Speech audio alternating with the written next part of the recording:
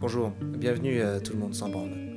Alfred Hitchcock disait « Le cinéma, ça n'est pas une tranche de vie, c'est une tranche de gâteau. » Et ça personne n'a jamais vraiment su de quoi... Bonjour James Cameron.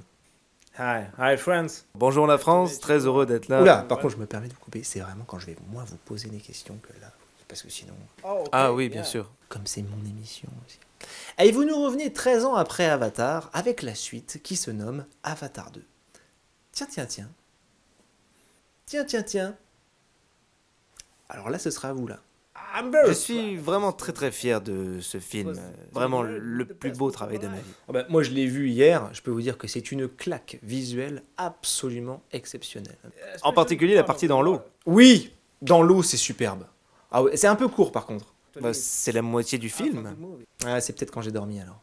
Alors, le message du film, c'est quoi? C'est une fable écologique. C'est une critique du capitalisme, mais aussi de l'abus des technologies. C'est vraiment pour ça que j'ai fait ce film. Avec des centaines de millions de dollars et des technologies ultra modernes, quoi. Parfois, la fin justifie les moyens. Je l'aurais pas mieux dit que vous, et je vous remercie d'ailleurs d'être venu pour nous en parler. Oh, de rien.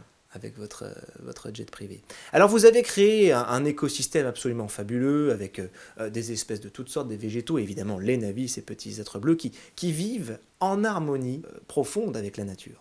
Oui. Yeah, exactly. Oui, exactly. Et je me demandais, vous qui habitez pour le moment dans une maison à 25 millions de dollars avec 36 chambres et 12 salles de bain, où j'imagine que le Wi-Fi est plus ou moins correct, Je ne sais pas vraiment la vitesse de mon Wi-Fi. quand est-ce que vous avez prévu alors de faire la transition et d'aller vivre dans une hutte sur pilotis, manger des baies sauvages et voyager à d'autres baleines? C'est ça que je me demandais.